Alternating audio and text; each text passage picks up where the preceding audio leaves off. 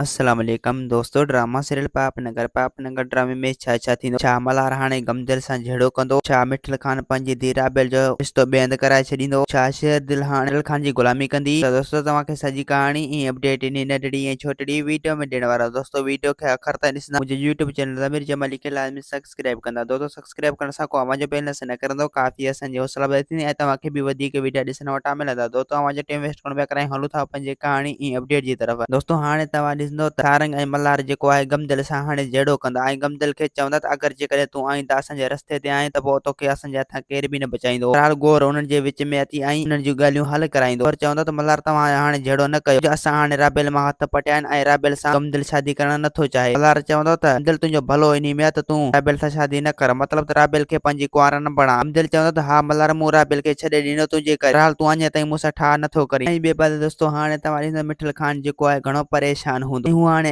आख़िरकार इहा सोचींदो त मां आख़िरकार राबेल जी रिश्तो कराया त कंहिंसां करायां। जो नूरल मूंखे ॻोठ में एतिरो त बदनाम करे छॾे जो राबेल जो रिश्तो कंहिंखे ॾेई नथो सघां, मतिलबु त केरु वठी नथो सघे। जे करे आख़िरकार मां कयां त छा कयां। हा मूंखे हिकिड़ी ॻाल्हि ते अमल करणी पवंदी, शेरदिल जी ॻाल्हि ते। अगरि जेकॾहिं मूं शेरदिल जे चवण ते मल्हार खे राबेल जो संग ॾिनो त पोइ मल्हार पंहिंजे पीउ नूरल खे बि राज़ी कराए वठंदो। हाणे मूंखे इन ॻाल्हि ते सोचणु घुरिजे। ॿिए पासे दोस्तों हाणे तव्हां ॾिसंदो त शेरदिल जी जेको चाचो आहे शेरदिल खे बार बार सम्झाईंदो, उन खे चवंदो त तूं जेको आहे बरिल ख़ान जी गुलामी कर, तूं रस्ते वेंदे उन्हनि खे जेको आहे सलाम कर, जो हू इन ॻोठ जा वॾेरा आहिनि। शेरदिल चवंदो त चाचा मां उन्हनि खे कॾहिं बि सलाम न कंदुसि, जो मां वॾेरनि खां हमेशह लाइ नफ़रत कंदो आहियां ऐं नफ़रत कंदो रहंदुसि। मां त वॾेरनि जे पेरे कॾहिं बि न पवंदुसि। शेरदिल जी चाचो शेरदिल खे चवंदो त तोखे हाणे इहो कमु करणो पवंदो, तोखे वरिल ख़ान जी गुलामी करणी पवंदी। ऐं ॿिए पासे दोस्तों हाणे तव्हां ॾिसंदो रिस बालाजी ख़ान जेको आहे पंहिंजी उची खे मोकिलींदो वरिल ख़ान जे तरफ़ ऐं वरिल ख़ान खे चवंदो त जो भलो इन में त तूं शेरदिल खे पंहिंजा ॻोठां कढी छॾ, असां हुनखे आसानी सां मारे सघूं। वरिल ख़ान चवंदो त मुंशी शेरदिल खे पंहिंजे ॻोठां कॾहिं बि नथा कढी सघूं, जो हू हिकु मुसाफ़िर आहे। दोस्तों उमीद है कहाणी आई हूंदी, बाक़ी पसंदि असांखे ॾींदा हाणे इजाज़त। वरी तव्हां सां मिलंदासीं कि नई